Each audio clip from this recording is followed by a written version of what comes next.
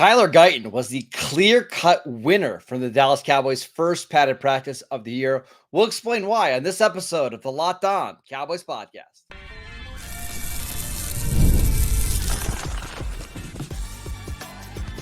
You are Locked On Cowboys, your daily Dallas Cowboys podcast.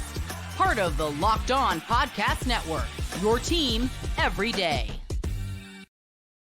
Welcome back to the Locked On Cowboys podcast, part of the Locked On Podcast Network, your team every day. We'd like to thank you for making us your first listen of the day. Today's episode is brought to you by Gametime.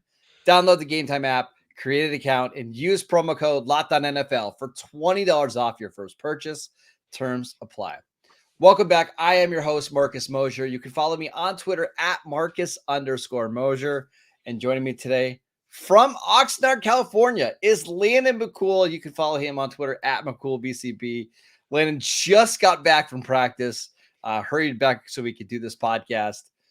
And Landon, we have a clear-cut winner from the first padded practice of the year, and it is Tyler Guyton. It was a long shot because honestly, he spent it felt like a good portion of the early drills trying to get a helmet that fit him. I don't know if anyone else was reporting this, but he was dealing with a very frustrating situation where he couldn't get a helmet that was fitting him. The trainers were running back and forth trying to get things adjusted, so he missed several reps and he was visibly upset. And then you could tell he was visibly upset by the way he blocked afterwards. It was really eye-opening, honestly. I think it's one thing to kind of go out there and he had a really nice rep early on against Tyrus Wheat where he was able to get in front of him, got some hands on him. Tyrus tried to use a spin move. He was able to keep Tyrus in front of him, refit his hands where they needed to be. And it was just very like, wow, that's kind of advanced stuff. And he looked very comfortable. It was all in front of him. But I was like, okay, let's wait. Let's hold off. Let's see some D-Law stuff. Let's see him against Micah Parsons. And then what does he do? They go out and they do some team drills. They do some run drills. And he kind of eventually earns this opportunity to be the left tackle for the first team. And I mean, by my count, he beat Micah on at least 4 reps. I mean, maybe in a row. And I think I saw a couple of him against D-Law and some other folks as well. But basically, even beyond that, I would say that he didn't necessarily lose a rep, that I saw. And I was paying close attention. I've got most of the practice I saw on video. So, rough start. He couldn't get the equipment quite right. But once he got that helmet on, he was ready to go in a way that I think is going to be thrilling for Cowboys fans. Again, I just want to caution everybody. This is the first padded practice of the year. It's one of several. Don't overreact. However, if you want to like write up what would be the perfect training camp for the Cowboys, it would be somebody like Tyler Guyton, who you drafted in round 1, coming in and looking like he's the real deal, right? Or at least giving you hope like, okay, this could be the left tackle of the future.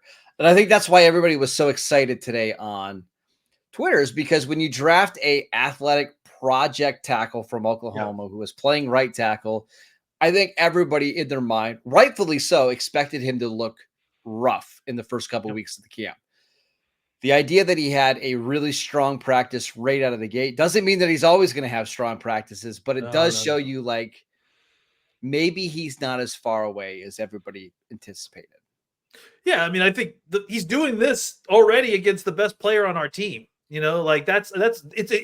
I think what we can say definitively that this is a heck of a start for a rookie. Like this is a great way to put your first foot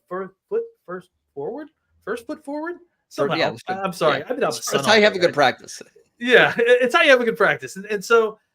I think it was key to kind of get an opportunity against some of these guys, obviously the elite of the elite, just to see kind of where he is. It's more just like a measuring stick at this point to see where he is. Obviously, he's got a ways to go, but he's going to learn a lot. He's going to grow a lot over the next few weeks. But the fact that he's here already at that level, winning reps, multiple reps, all his reps against guys like Micah Parsons and DeMarcus Lawrence. That's a great place to be, honestly. And that certainly isn't necessarily the landing spot that we expected to see Tyler Guyton to be taking off from, that's what's really impressive. I mean, there were so many little technical parts of his game that I saw today in some of the clips that are so encouraging. I mean, you and I were talking on the phone about one of them. When you watch this tape at Oklahoma, you saw a lot of lunging, right? Where his feet would be planted and then his whole lower body and head would be way over his skis, right? Yep. It didn't really happen too much today. And I think that's a testament to his work ethic. He's been training with Duke Manyweather for literally every day for the last 5 weeks. It's crazy that he's already made that much progress in his technique. Duke doesn't need to advertise anymore for OL performance. All he has to do is just point to what Tyler Guyton. I mean, this is Actually, point to the left side of the Cowboys. Yeah, the whole left side of that Cowboys offensive line. Because you had Tyler Smith was incredibly raw coming out of Tulsa. Now he had NFL power, but the hand technique and the footwork was all out of place. Year one, he's a Pro Bowl caliber left tackle. Like what Duke has been able to do with a lot of the Cowboys offensive linemen have been incredible. It has been incredible. Yeah, it absolutely has. And I think that, this is just a kind of testament to also their work ethic. Like Duke doesn't need to take all the credit. Like part of what this is the Tylers are both incredibly hard workers. And I think that kind of points, I want to, kind of go back a little bit to what we talked about when Tyler Guyton got drafted. I made the comment that I didn't feel like he was all that raw of a player. Like my issue with him is that I felt like he actually looked like someone who was a little bit more developed, but had some bad habits that I was worried that were ingrained, into him. But give it up to Tyler for going the extra mile and getting with Duke and working on that. And the lunging was one of them, right? Yeah. The waist bending to kind of initiate power because he wasn't patient.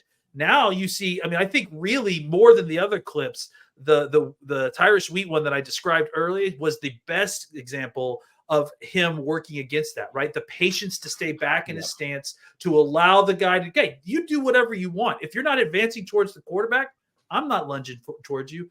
And so to kind of see him, develop that patience over these few weeks that you just didn't necessarily see. You saw it a little bit in the Senior Bowl, but you didn't see it as much, obviously, in his Oklahoma tape. So there's clearly been a learning curve here, which is, incredible to see. And if he can kind of continue to kind of keep that technique up and not revert back to old habits, I mean, he's in a great place to kind of start his early part of his career.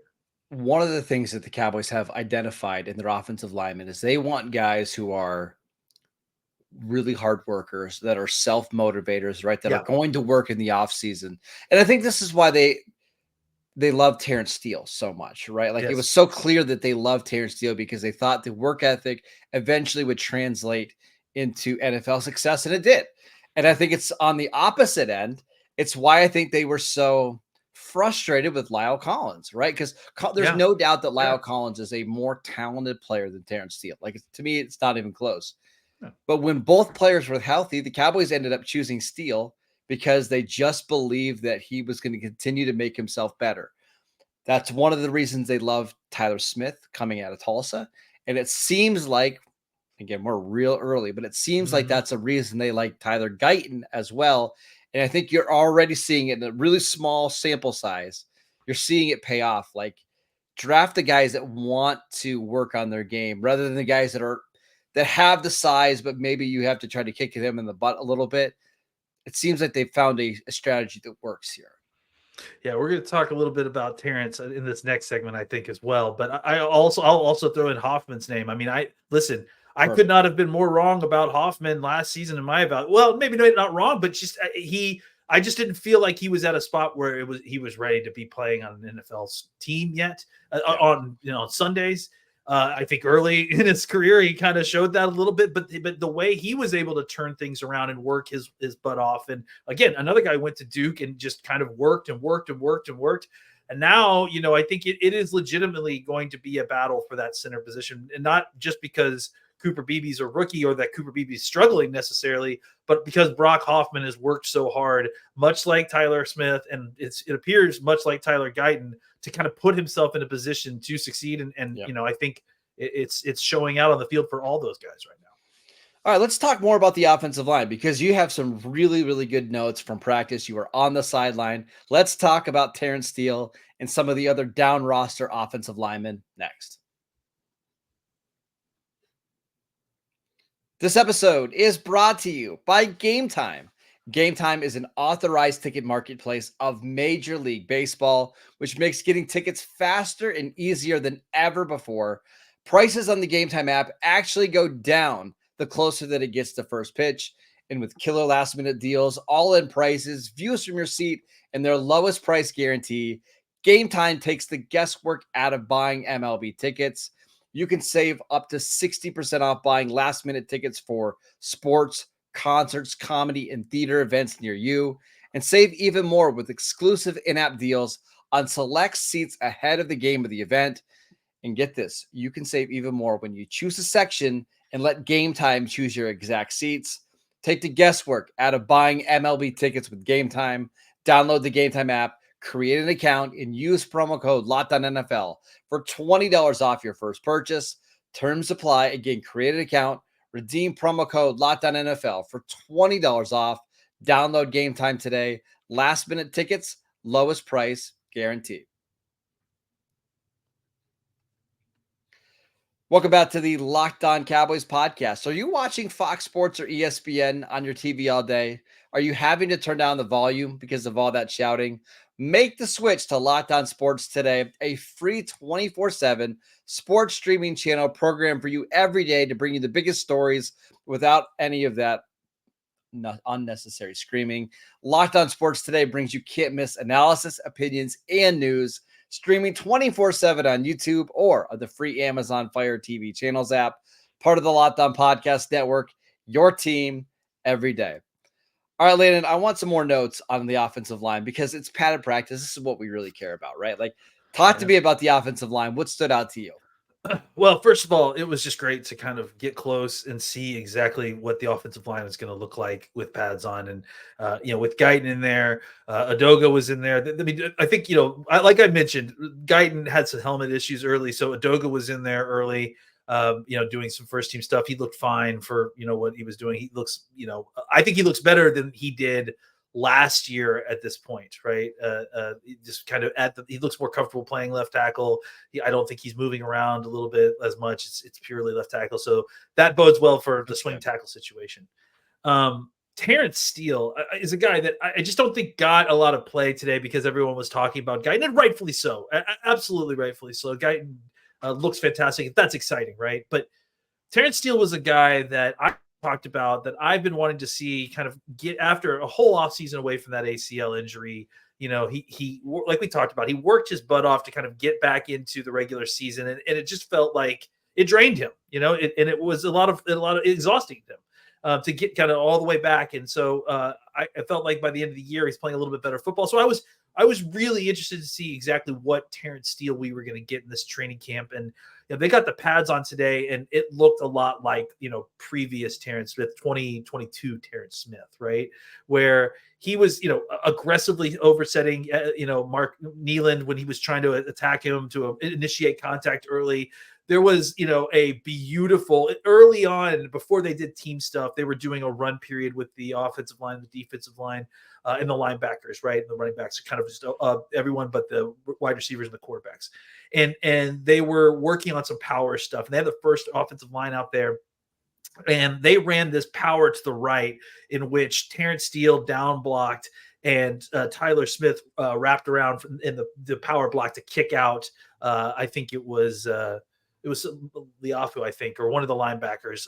And it was gorgeous. It was like they had been doing it for weeks and weeks and weeks and weeks. And I guess they have in mini camp, but to have the pads on and see it done this way, and to see Terrence kind of just destroying tackles again from, the down blocking that he was just so good at in that, year that him and Zach were so dominant on the right side. It was encouraging, and it's good to see that, a return to form for a guy like that, who the Cowboys desperately need to kind of get back to a high level. And again, you and I were talking earlier today, but one of the things I wanted to know is how did Tyler Guyton look as a run blocker? But it's really encouraging that Terrence Steele is looking better in the run game because that was an issue last year. I mean, we knew Tyron had his struggles as a run blocker, but you were okay with it because he was such a dominant pass blocker. Yeah. But most teams are right-handed when they want to run the ball, and not having a fully healthy Terrence Steele, I feel like had a big impact on the run game. So by your eyes, it at least looks like Terrence Steele is fully healthy again. He certainly looks like a different player than he did again this point last year. I mean, I guess at this point last year, I'm not sure if he was even on the field at this, but I mean, what I saw of him in training camp last year, he looked a lot closer to the guy the previous year that was a plus blocker. Not and it's mentioned. You mentioned Tyron Smith, and honestly, Tyron Smith in a lot of ways was the inverse Terrence Steele, right? Like where Terrence is. His pass protection was something you could live with because his run blocking was so good. But then after the injury last year, you had kind of equally bad pass protection at times because of, just the knee stuff. But you also weren't getting the benefit of him being this plus run blocker because his knee was affecting that as well. So I think, hopefully he's gotten a little bit better in pass protection. So he's raised the floor there a little bit. And then just to see him kind of return to form. I mean, he just looks – his attitude, his confidence, I'm sure he's so excited to feel like himself. Yeah, it's the demeanor that feels like it's returned with him, and I think that's something that kind of tends to happen with guys who get further and further away from injuries like that. I just want to run through a couple other players quickly before we have to move on. But Awesome Richards, we haven't talked about him really at all. How did you think he looked today? Yeah, I thought he really looked good. I mean, I saw him both taking reps at tackle and guard, different points. And at one point, he, had I think back-to-back reps where he beat DeMarcus Lawrence. And so, but that's really impressive stuff for a second-year guy. He's gonna. I think likely what they're trying to do is groom him into being the kind of game day swing guy. As a guard tackle guy that you probably bring to the game. So. Yeah, but just whether he was playing guard or tackle, he just looked very confident and competent, and was not flashy. He wasn't burying guys necessarily, but he was keeping his body between the pass rusher and the quarterback. He was angling guys off in the way that he needed to in the run game. Just positive stuff from a guy that I thought had a better year than a lot of people were giving him credit for last year. And I was excited to see kind of where he was going to go from there. And so far, so good for him. Fantastic. Quick update on the center. Who was starting center today? It was Hoffman. I don't know that I saw BB take first team snaps at all from what I saw.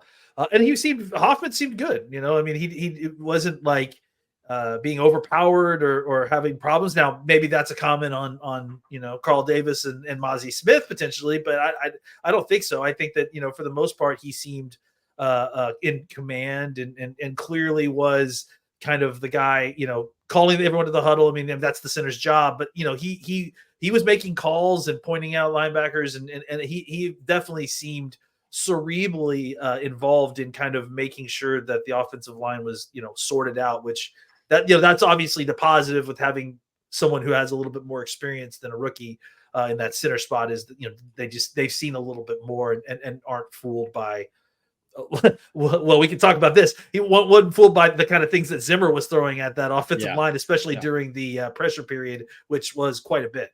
Last thing I want to talk about in the offensive line, I've got a hot take. I want you to tell me if it's too hot, too cold, just about right. This is like the mama bear, papa bear, right? Yeah. Is there a chance that by the end of the 2024 season, Tyler Smith is the best player on the Dallas Cowboys?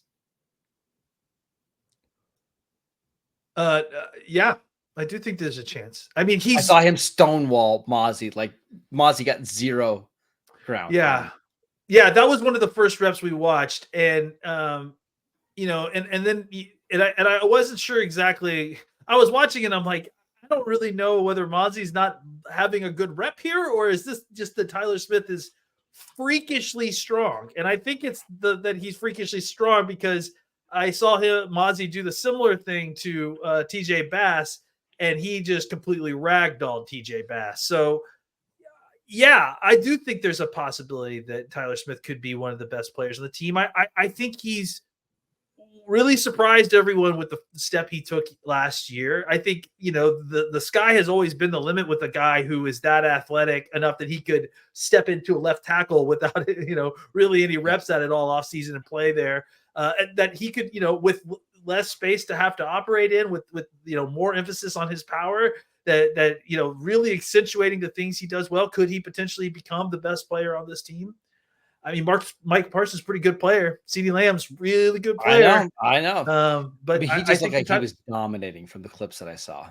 Yeah, I would say, to answer your question, maybe a little too hot, but I don't think it's outside the realm of possibility. I think this is a guy who was an All-Pro in year 2 or 3 . So maybe it's like if it's like a cup of coffee, you're blowing on it rather than like putting. I'm not returning it. Like, I'm just gonna wait on it a little bit and see if it cools down so I can start drinking it. Yeah.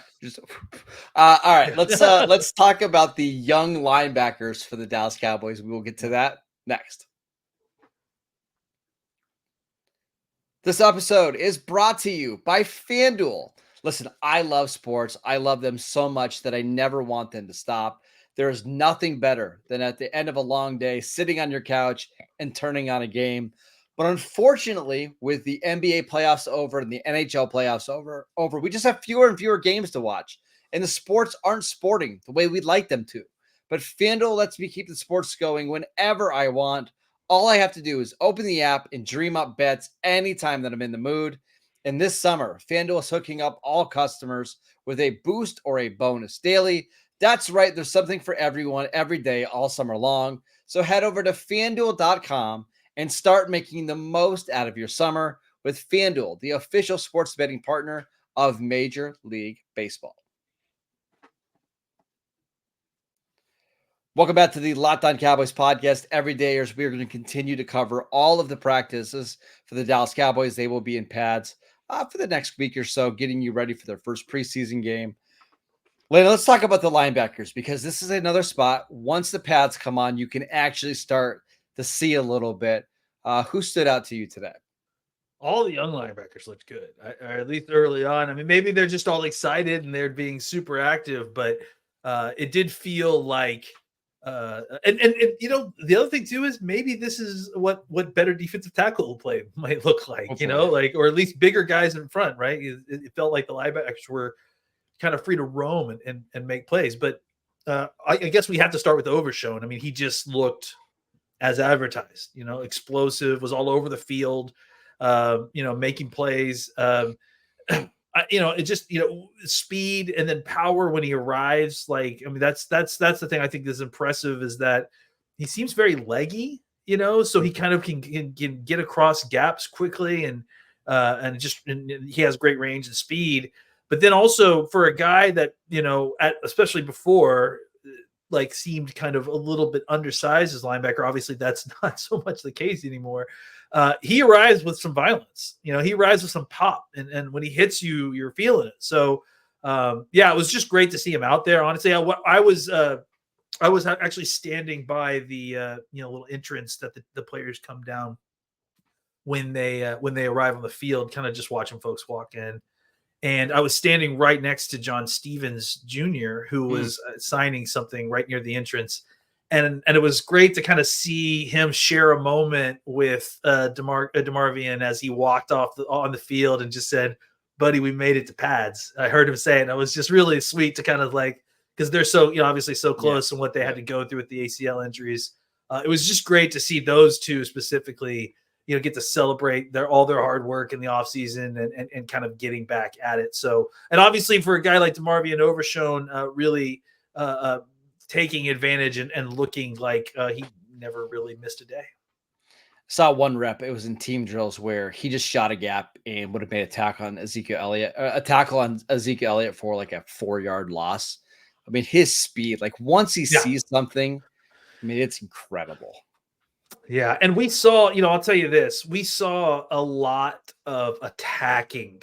There was definitely a pressure period where they were working on specific stuff, but this defense is definitely going to be downhill. Like, it's definitely going to be attacking.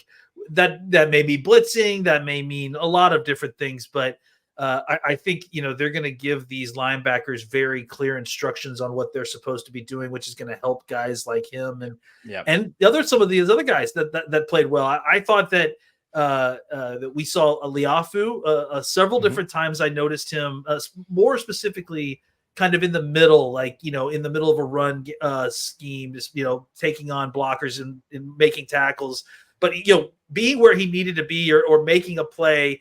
I saw him dropping into coverage and him passing off tight ends in the middle of the field. And he just looked very comfortable and very fluid and working with the ones, working with the twos a little bit.